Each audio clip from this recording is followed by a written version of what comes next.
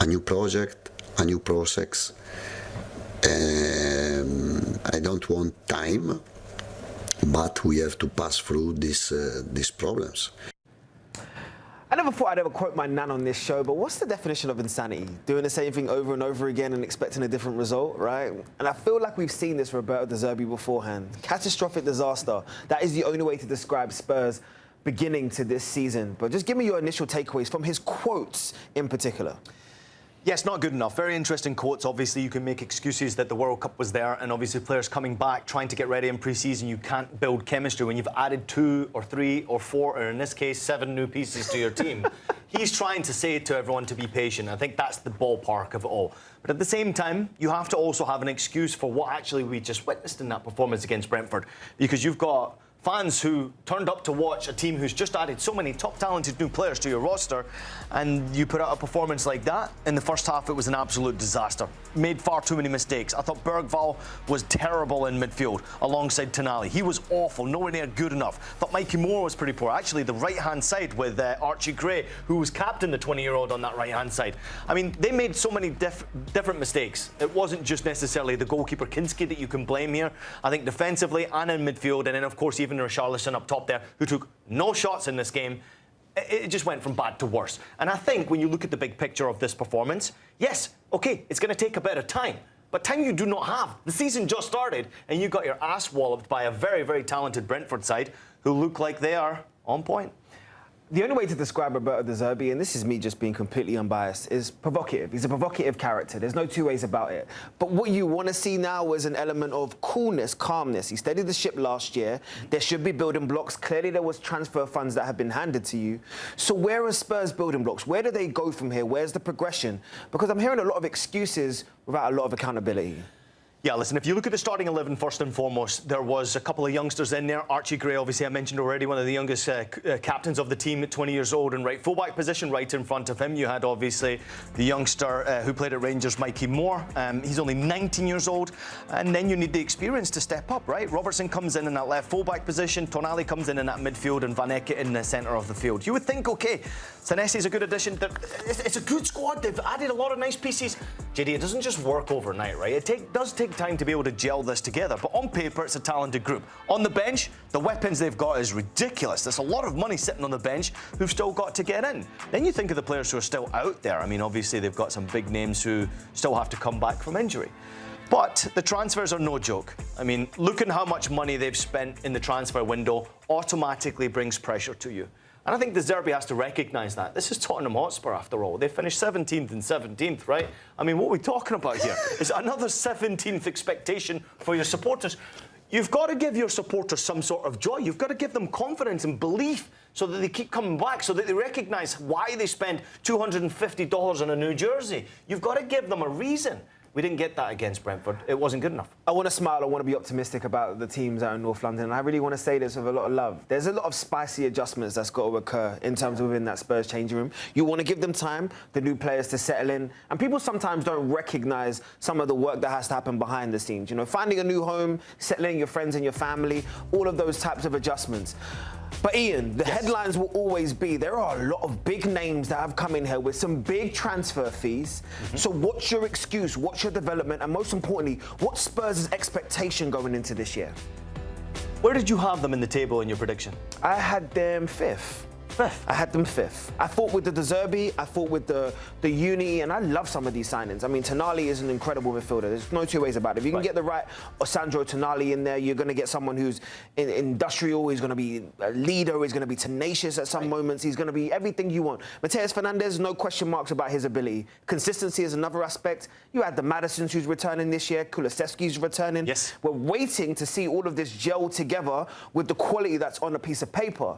But I remind everybody, even though I said it's a spicy adjustment, it's still only on a piece of paper. Yeah. So they need a head coach, who they have in De Zerbi, who can gel it all together. Yes. Why isn't it working? It happens overnight. OK, you tell me. It doesn't happen overnight. I think the fans need to expect, obviously, results at some point. But it doesn't happen overnight, and it doesn't happen in the first game. I still think that Tottenham end up in a Champions League spot. I really do. I didn't see enough in this performance to give me hope, and certainly many Tottenham fans out there will be looking at it and thinking, that man is a little bit crazy. Understandably so. It was a poor performance. You didn't see enough of quality. And Brentford were by far the better team. They're probably the team we should be talking about more than Spurs. But because they've spent so much money, we have to talk about Spurs and what went wrong for them. It will come right. De Zerbi and their supporters have to be patient. They have to work hard to get it right. Can we just talk about the bees for a minute? Yep. What performance, Jaydee? I give you 15 seconds on them. Give me your best bees thing. Go on. What a performance, man. Sangare coming in through the door. Why did other teams not try to sign him? How did Brentford manage to convince him to go there? Because he is the perfect piece of the puzzle to consistently bring the chemistry. What Spurs are looking for, Brentford just showed. Chemistry, united, tactical approach, every player did their job. Brentford were absolutely brilliant on the day. Tottenham the opposite. Not many players did their job on the day. Not many players stepped up and actually performed well or can actually go back, look in the mirror and say, yeah, I did okay, I earned my paycheck this time around.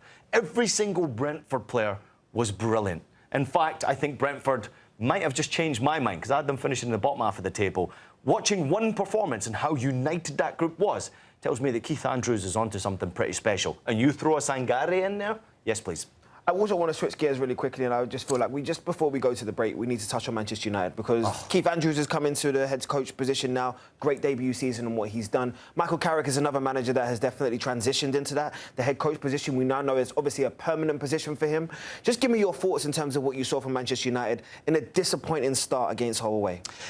Not good enough defensively, made too many mistakes. Midfield very poor, not competitive enough, and obviously very weak defensively.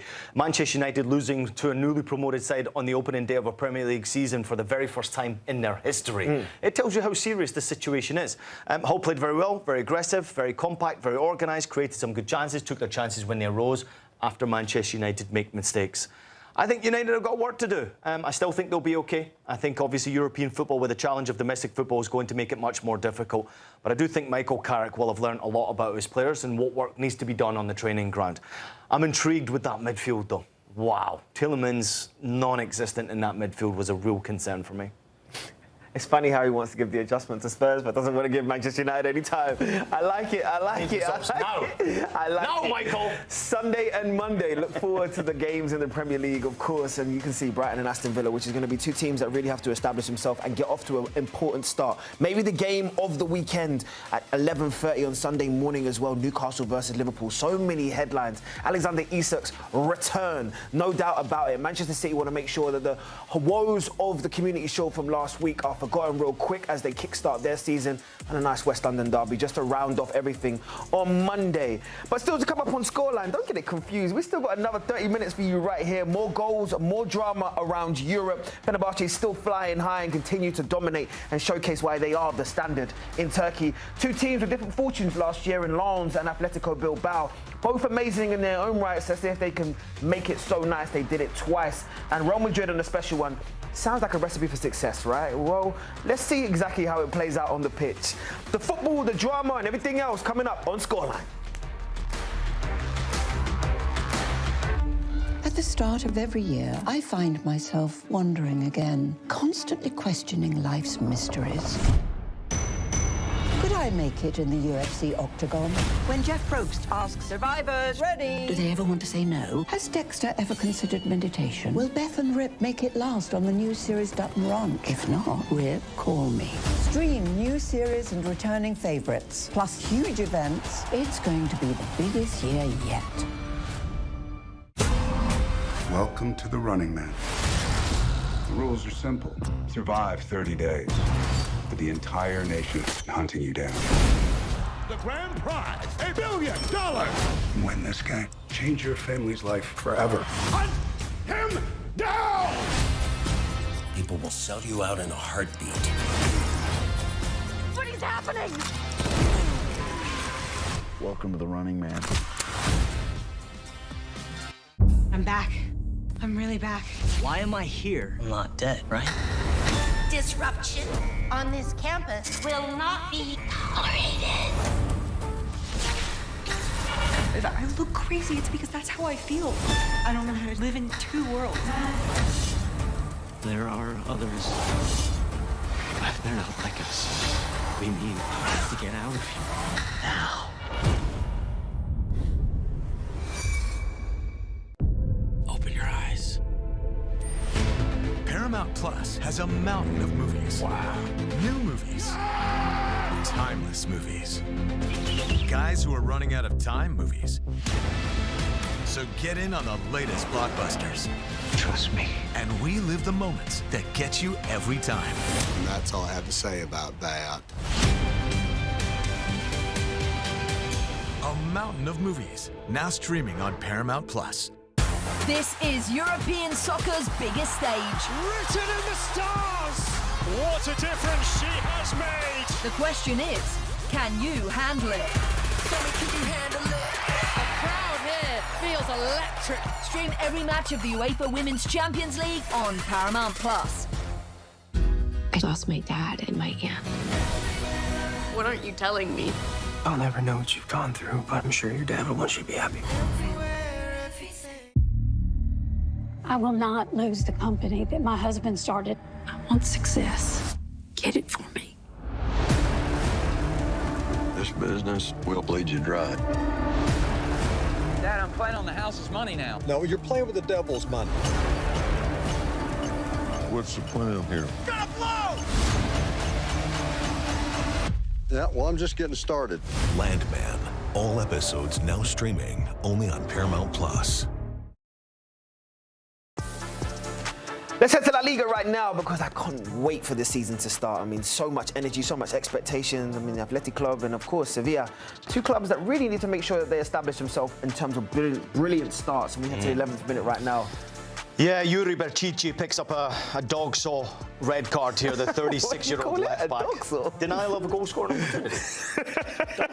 I've never heard that one in my life. Well, the extra man advantage was definitely capitalised by Sevilla right here because they were full of advantages, full of mistakes all the way through, and you saw doing what he needed to do best. Came through Malaga's academy to get that opening goal. Top player, by the way. Excellent goal score. 15 minutes in, the 1-0 up. Ooh, and then Sevilla decided they wanted to double the lead in the second half. They really came up with the right energy, right attention, and you can see it was a big goal there. And then again, they doubled it, even more than that, trebled it. I take it back from my betters, and look at that. Ooh, great finish right there from Romero. You can see 3-0 at this point. Did it flatter Sevilla overall? I mean, no. Obviously, when you have the player advantage, you're always going to do your very best. Obviously, Isaac Romero made things look very interesting with an assist and a goal. Aitor Paredes' consolation goal completed most passes in the game, considering you were a player down.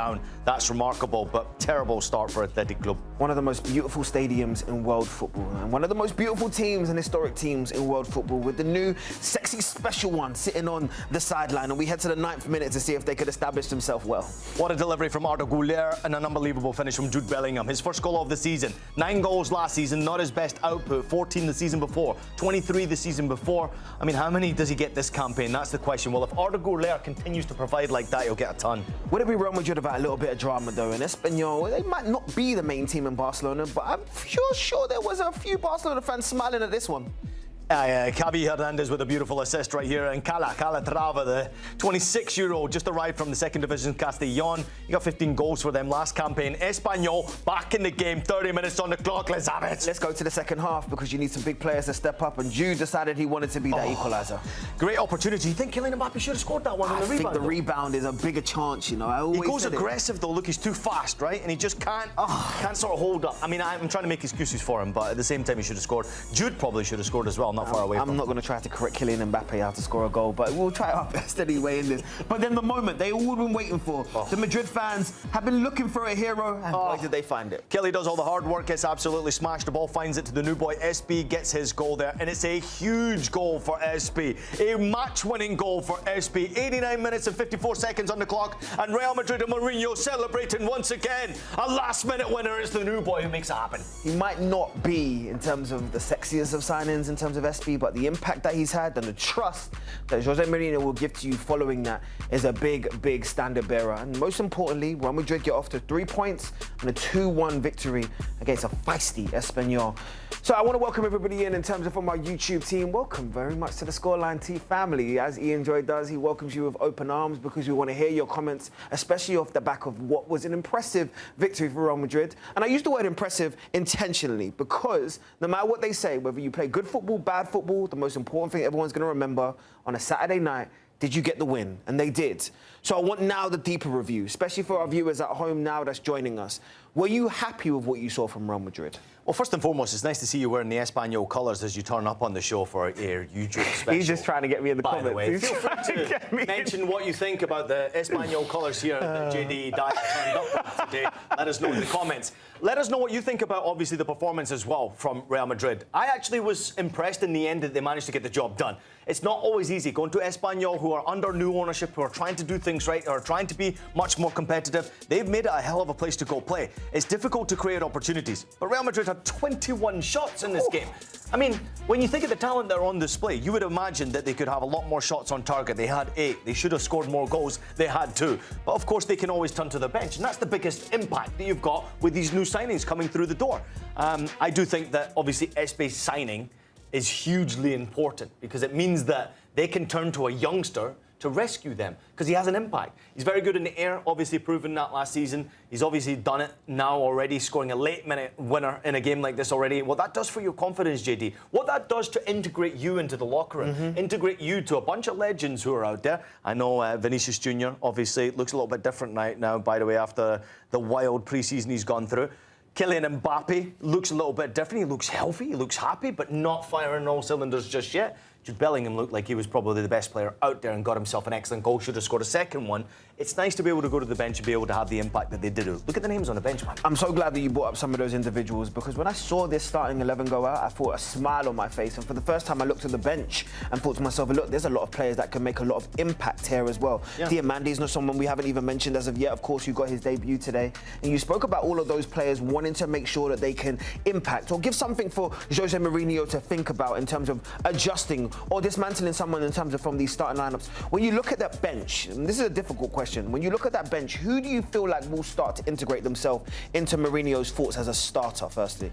Well, you had mentioned something as we were watching this game live before we came on air, that Cucurella may be the last time we see him on the bench, and probably right. I do think there's a possibility now that he's going to continue his building on his fitness after that World Cup victory and be able to keep himself in the lineup and probably never go back out the lineup. He's the type of guy that wants to play every single game. Every game. Understandably so. He does have a bit of battle by Carreras in that left full-back. I respect the youngster. He was okay, not terrible, but not good enough. And I think you can learn from Cucurella. So hopefully, training sessions and obviously games, you can learn and improve and make it a bit more of a competitive battle. Yandel Mande is a 19-year-old impact player who cost an absolute fortune. But if you look at the impact he had off the bench, impressive. He's got pace, he's got ability, he'll go 1v1, and that's what I want to see from players who are coming off the bench. That impact immediately. To be able to turn the energy of the game, when it's not quite working out for you, who do you turn to? You look for those speedsters. Those players can make magic happen, and I know he's only 19 years old, but he's that type of guy. They've got class, obviously, in midfield. Camavinga, obviously, hugely important coming off the bench again, but I think you've always got to go back to the goal scorers, right? It's not just about midfielders and defenders shutting down the game, tactically approaching games. Sometimes, for Mourinho, it's about throwing everything at it and going for that goal. That's why Espe's at the club, by the way. Yep. So that they can play a different, a more direct approach game. He can score the ugly ones like he did today, 2-1 win. I mean, there's no such thing as an ugly goal. That's what a good goal scorer once said to me once upon a time. But you spoke about something that I really want to allude upon, which is you can turn to the players that you know can grab the game, can adjust it themselves, what we used to call grab the game by the scruff of the neck. And I think about it, Jude Bellingham is probably someone I watched drag England through the World Cup, but now I'm watching him drag Real Madrid. So here's a better question. Is he the most complete midfielder in world football when you look at the excellence that he showcased in the World Cup and now especially replicating that form in a Real Madrid shirt from the beginning of the season? Can I tell you that I think that he is just one of the most complete players that I've ever seen. What he does from midfield, he's also a goal scorer. What he does defensively, he's also a defensive midfielder. I mean, he can play multiple positions and consistently do it at a world-class level. I think last season's injury impact actually helped England this season. He managed to go out and have a hell of a World Cup, right? Managed to score a bunch of goals, push England further, drive England further into the knockout rounds and almost make it happen for the three lions. Didn't quite work out the way they wanted it to happen, but at the same time, he did a hell of a job. I know that was coming up at some point. I just love him. I think Jude Bellingham is potential Ballon d'Or winner, if that even means much to people out there. He is someone who I think is world-class.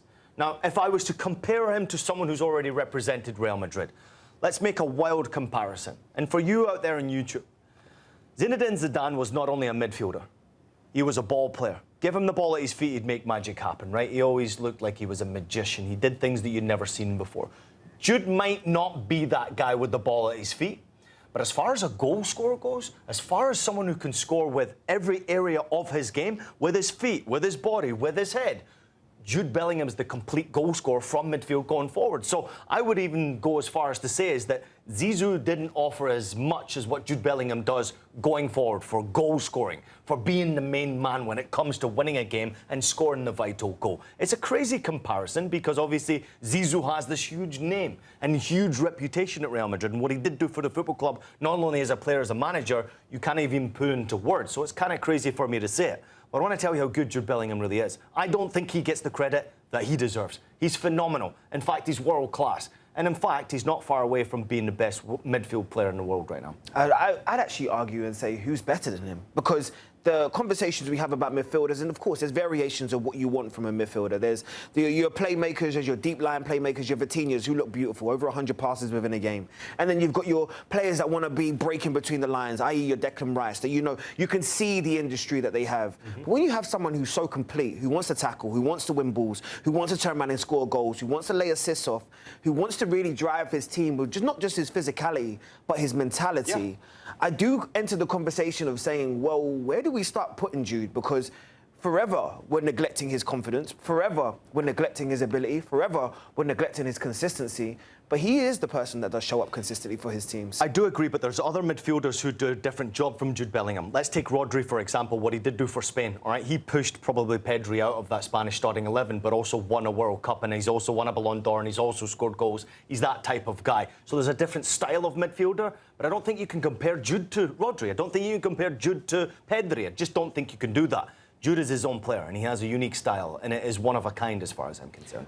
I'm so happy that you're bringing this up, because we definitely have to continue this conversation after the break, and we'll dive in with our Spanish football expert, Phil Kitchamilides. It's time to be in the building, my friend. I can't wait to hear your take on Real Madrid, and also you and the viewership. Buenas noches.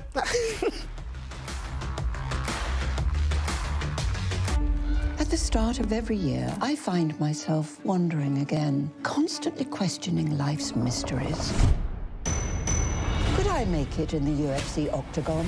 When Jeff Probst asks survivors, ready? Do they ever want to say no? Has Dexter ever considered meditation? Will Beth and Rip make it last on the new series Dutton Ranch? If not, Rip, call me. Stream new series and returning favorites, plus huge events. It's going to be the biggest year yet. Welcome to the Running Man. The rules are simple. Survive 30 days. But the entire nation is hunting you down. The grand prize, $1 billion. Win this game. Change your family's life forever. Hunt him down! People will sell you out in a heartbeat. What is happening? Welcome to the Running Man. I'm back. I'm really back. Why am I here? I'm not dead, right? Disruption on this campus will not be tolerated. If I look crazy, it's because that's how I feel. I don't know how to live in two worlds. There are others. But they're not like us. We need to get out of here now. Open your eyes. Paramount Plus has a mountain of movies. Wow. New movies. Timeless movies. Guys who are running out of time movies. So get in on the latest blockbusters. Trust me. And relive the moments that get you every time. And that's all I have to say about that. A mountain of movies, now streaming on Paramount Plus. This is European soccer's biggest stage. Written in the stars! What a difference she has made! The question is, can you handle it? Can you handle it? The crowd here feels electric. Stream every match of the UEFA Women's Champions League on Paramount Plus. I lost my dad and my aunt. What aren't you telling me? I'll never know what you've gone through, but I'm sure your dad will want you to be happy. I will not lose the company that my husband started. I want success. Get it for me. This business will bleed you dry. Dad, I'm playing on the house's money now. No, you're playing with the devil's money. What's the plan here? Gonna blow! Yeah, well, I'm just getting started. Landman. All episodes now streaming only on Paramount Plus. Welcome back into Scoreline, the return of the special one. We was waiting to see how this would go round. Yes, the remix, Jose Mourinho on the touchlines again as the head coach for Real Madrid. I know he looks thick-faced and, of course, quite stern, but he probably will be a little bit happy, reflecting upon the most important part. 3 points today in a hard-fought victory against Espanyol. But let's have a quick reflection on what he did in his first stint with Real Madrid. Of course, we remember the Copa del Rey title, which was the first one. Important to lift that trophy. It was the first time since 2007-2008 season. The Liga champions, we will, of course, remember the most goals scored in that competition, how fluid, how dangerous they were, and the Super Cup as well. Just added a little bit of extra spice on top of it. We saw 3 consecutive Champions League semi-final appearances, but we know why you've been brought in, because trophies and, of course, excellence has been synonymous with Real Madrid for a long while. So I'm talking about trophies and talking about excellence. There's only one person to bring in at this moment. My dog. How's it been? Happy New Year, I feel like saying to you. Phil Kitchen Melodies, of course, a Spanish football expert. Always got a tan, always got a smile. Phil, I could only imagine the excitement of getting back into a new La Liga season, but just give me the thoughts and reflections of what you saw from Real Madrid as they kickstart. Yeah, happy new season, Jaydee. I don't know, happy new year. We say that in August, but definitely happy new season. I don't know how many conclusions we should draw from this game. Obviously, we have to draw some conclusions, and we know we have to be talking about this game, but we shouldn't be jumping to massive conclusions given that 6 players made their debut. It's a transitional period for Real Madrid, new manager, new players, and I don't think there is too much we can draw immediately from this. There are a few things, though, that we should highlight. Firstly, they started pretty well this game. I think the first 20 minutes they did well, and then they went and played less and less and less. And in the second half, they weren't brilliant, but they found a way through. One thing that I was looking at, the goal that they scored, the first goal, which was from a corner, or it's from a free kick. The set-piece number of goals, I went and checked how many set-piece goals they scored in Jose Mourinho's first tenure. And in those 3 seasons, they averaged 19 goals from set-pieces every season in the league. The last season, they scored 26.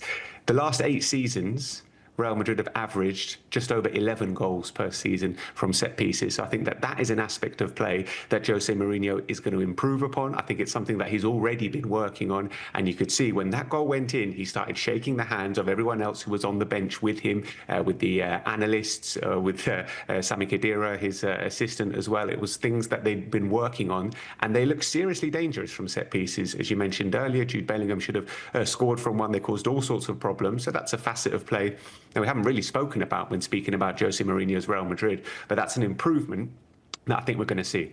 The same problems are still there in terms of creation of play and build-up in midfield, and Bernardo Silva was playing at the base of midfield and didn't necessarily change things too much from last season. But having someone like SB to come off the bench, and as you were saying, this is exactly the kind of game he was brought for.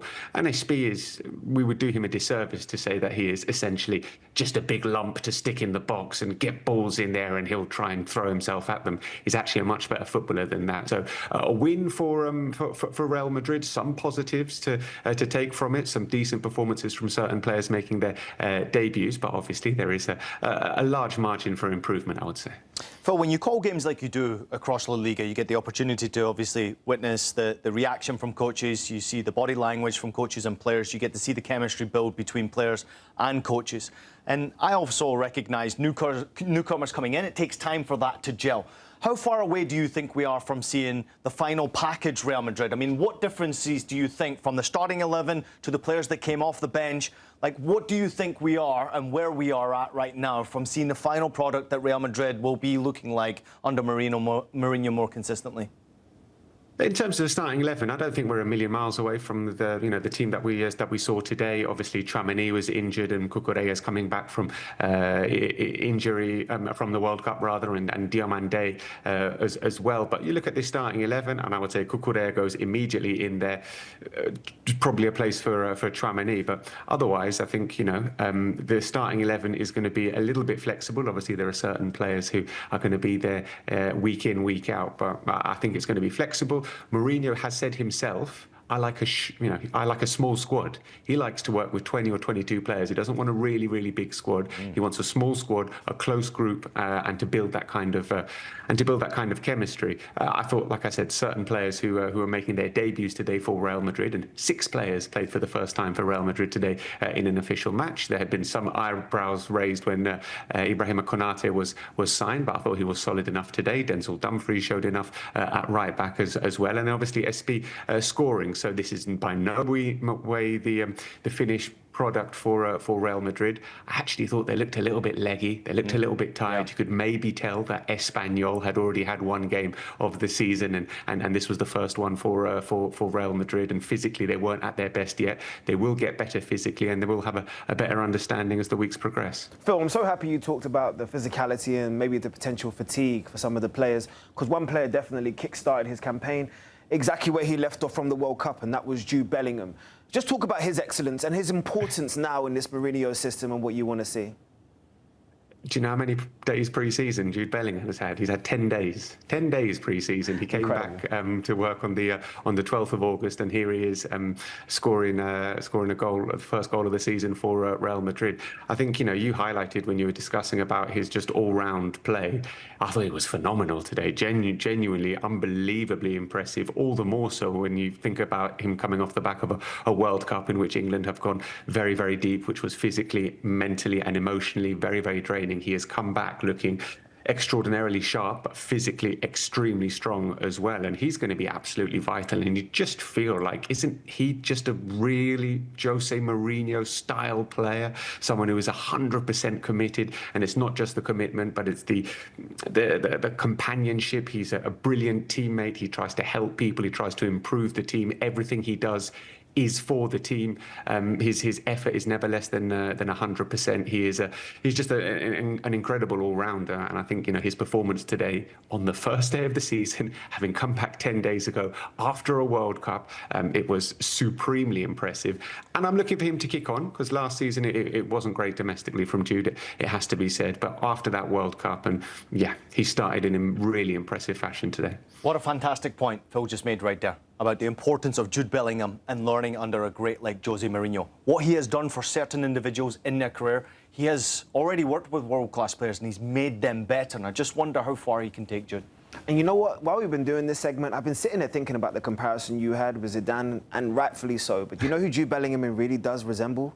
Steven Gerrard. That's what I see when I see Jude Bellingham. That tenacious mentality, that never die attitude, and that be able to get a goal by his complete self. I really do see the comparisons to Steven Gerrard. And I always wondered what Steven Gerrard would look like in a Real Madrid shirt. So maybe we're getting a little preview. The smile on his face tells me he's not quite convinced yet, but everything else. But the smile from you, Phil, tells me that we've definitely wrapped up this segment. So I appreciate you so much for checking in with us. Gracias. Anytime, guys. Adios. Buenas noches. As always, incredible. And you can see the La Liga fixtures that we still have. All of the games for this weekend. Atletico Madrid, of course, against Villarreal. That's going to be one for two teams that definitely have Champions League ambitions going into the next season. Getafe versus Racing Santander is going to be another one. And, of course, Barcelona, the defending champions. We're looking forward to seeing how they start their campaign, of course, with the new signing of Rodri as well. All of that and more. But keep it locked here on Scoreline. At the start of every year, I find myself wondering again, constantly questioning life's mysteries. Could I make it in the UFC octagon? When Jeff Probst asks survivors, ready? Do they ever want to say no? Has Dexter ever considered meditation? Will Beth and Rip make it last on the new series Dutton Ranch? If not, Rip, call me. Stream new series and returning favorites, plus huge events. It's going to be the biggest year yet. Welcome to the Running Man. The rules are simple. Survive 30 days, but the entire nation hunting you down. The grand prize, $1 billion. Win this game. Change your family's life forever. Hunt him down! People will sell you out in a heartbeat. What is happening? Welcome to the Running Man. I'm back.